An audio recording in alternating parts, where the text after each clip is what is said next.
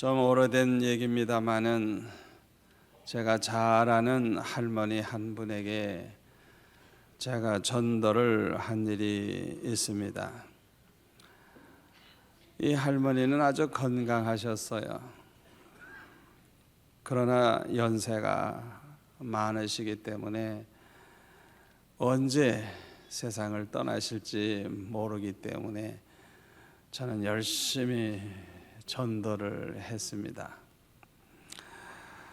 이분은 평생 불교를 아주 열심히 믿었는데 아주 마음이 착하신 분이고 또 아주 바르게 살아온 분이에요. 평생 뭐 이렇게 나쁜 짓 하거나 남에게 욕을 먹거나 무슨 이렇게 부끄러운 일을 행한 일이 별로 없는 아주 훌륭한 할머니였습니다. 그런데 아들이 부도가 나가지고 어려움을 당하면서 아주 가난하게 사는 그런 할머니였습니다. 그래서 제가 이 할머니에게 이제 찾아가서 전도를 했어요. 할머니, 예수 믿으세요. 연세가 많으신데 이제라도 천국 가실 준비를 해야 되지 않겠어요? 하면서 이제 점잖게 전도를 했어요.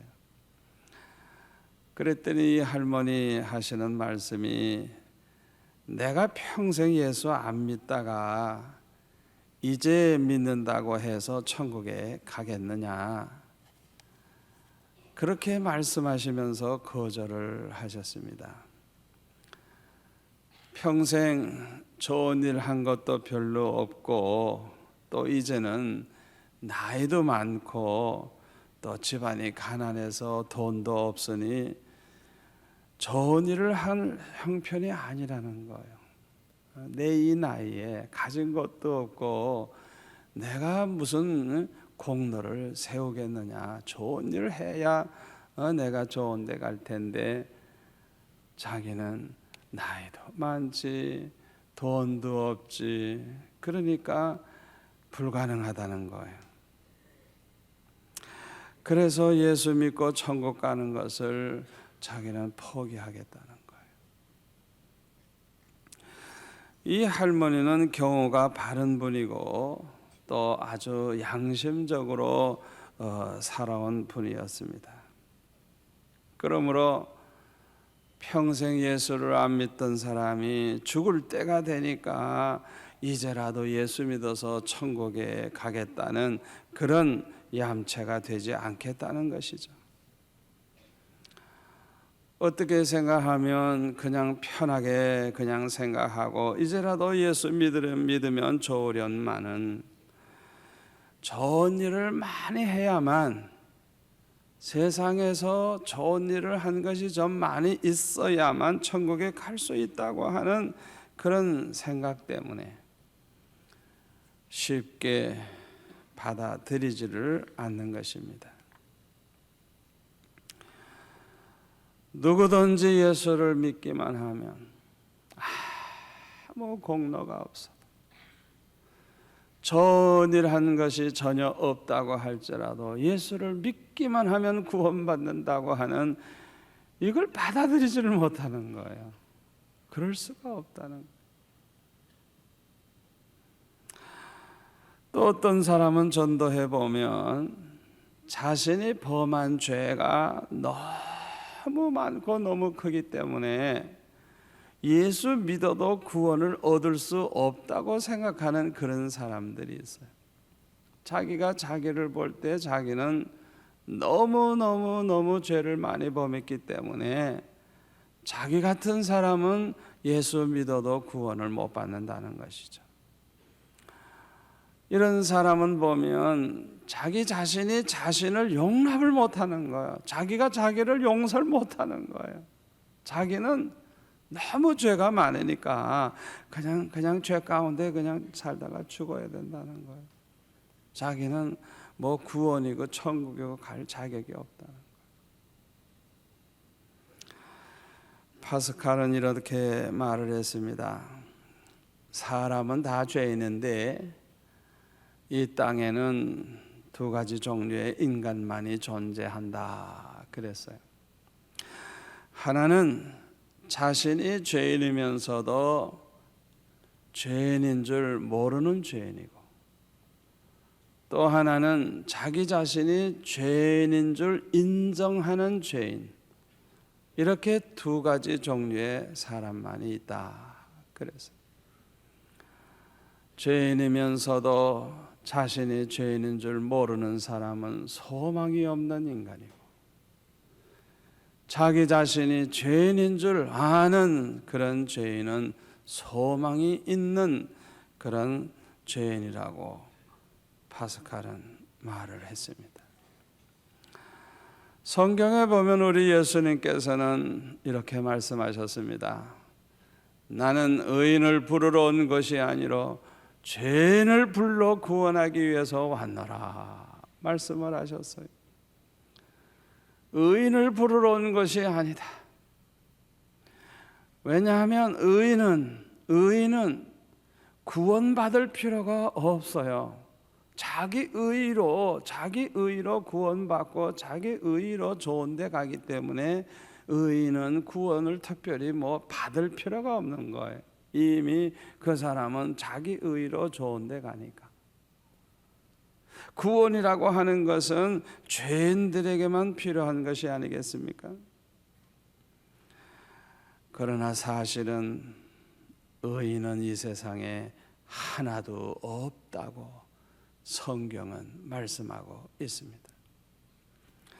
그런데 문제는 자신의 죄를 모르는 사람과 또 자신의 죄가 너무 많아서 구원의 소망이 없다고 생각하는 이 사람들이, 이게 참 문제예요.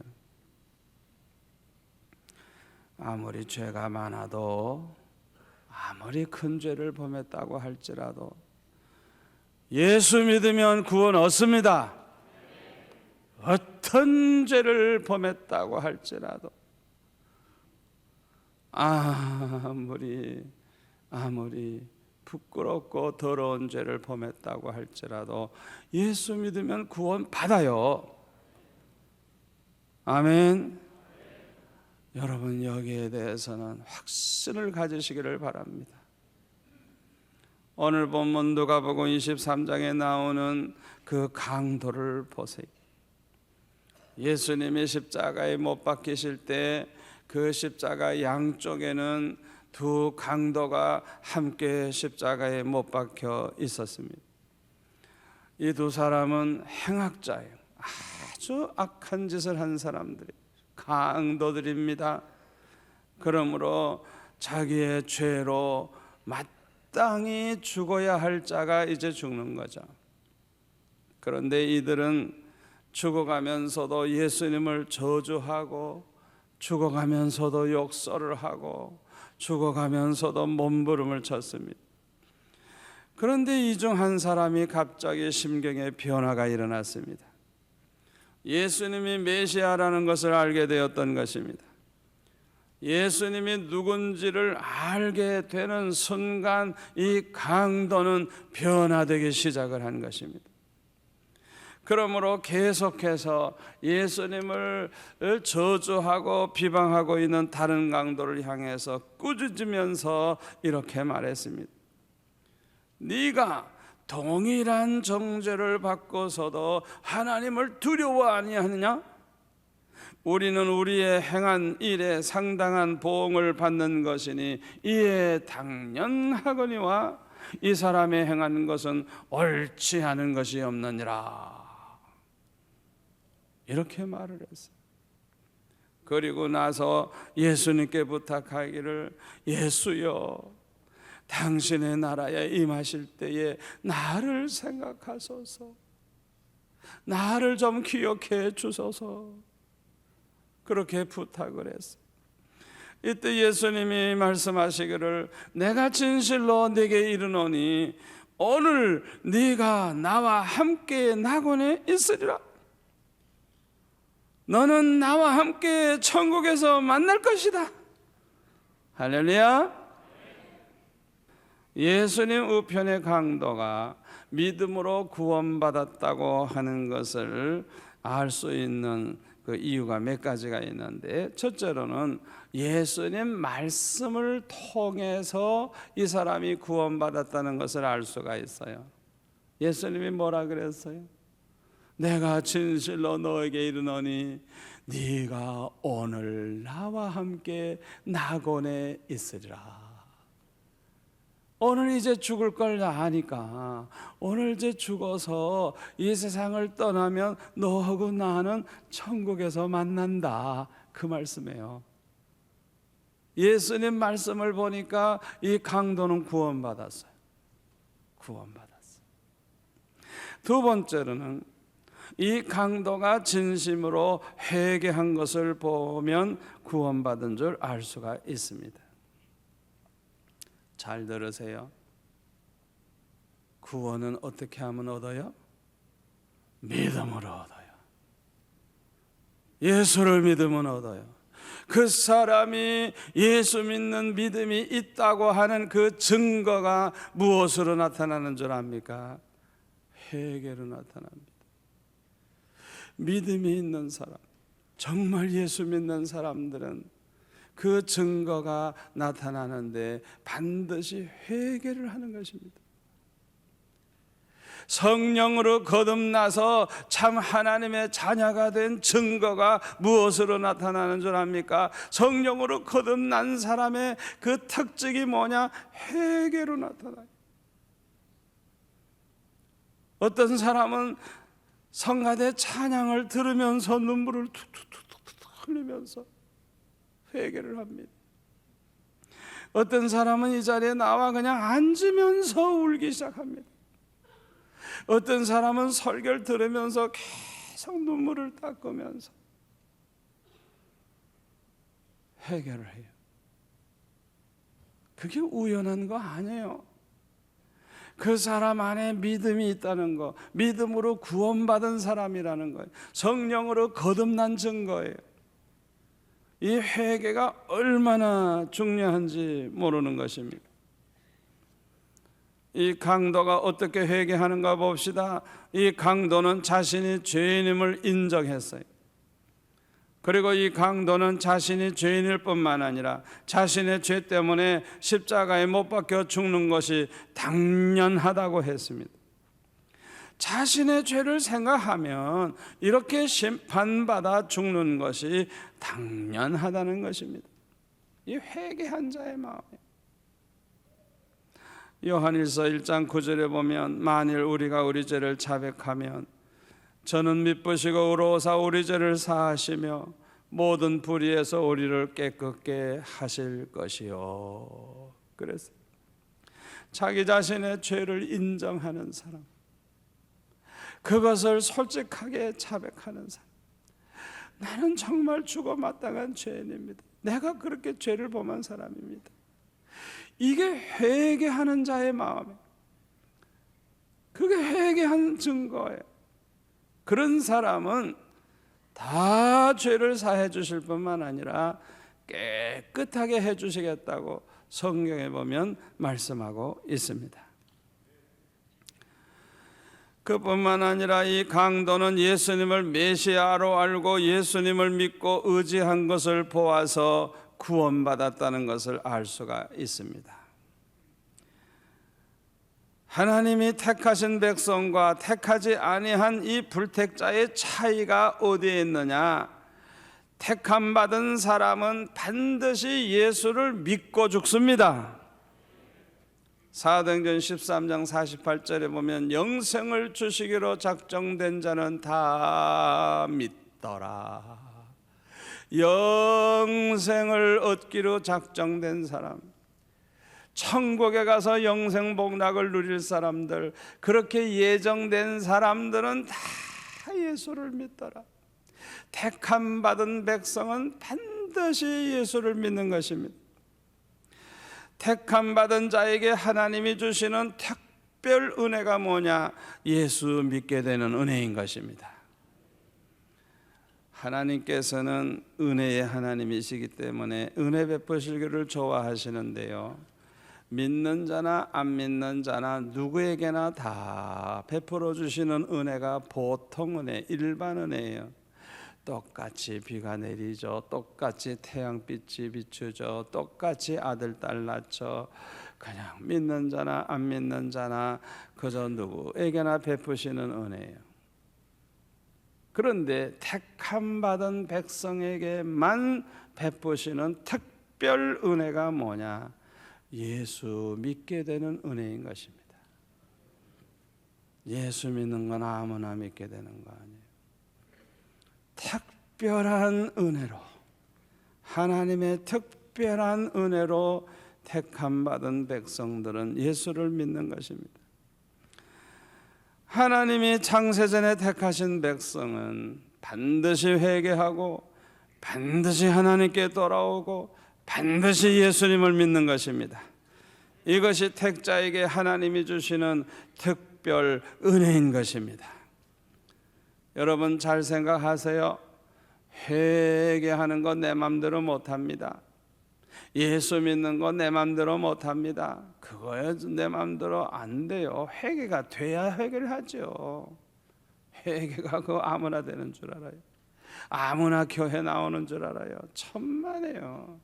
안 돼요. 안 돼요. 내 맘대로 되는 거 아니에요. 이거는 하나님의 특별하신 은혜로 되는 것입니다. 오늘 이 자리에 나오신 분들은 하나님의 특별한 은혜를 받으신 분들입니다. 하나님이 택하신 백성은 아무리 죄가 많을지라도 하나님의 특별하신 은혜로 반드시 회개하고 반드시 예수를 믿게 되는 것입니다. 여러분 중에는 고재봉이라고 하는 사람을 아마 기억하고 계신 분이 있을 겁니다. 오래전 얘기죠. 이 고재봉이라고 하는 사람은 육군 중령 일가족 4명을 그냥 도끼로 쳐 죽인 사람이에요. 아주 무서운 살인자죠. 그래서 이 고재봉이 교도소에 이제 들어가게 됐는데 너무너무 겁이 나가지고 아무도 부근에 접근을 못한답니다.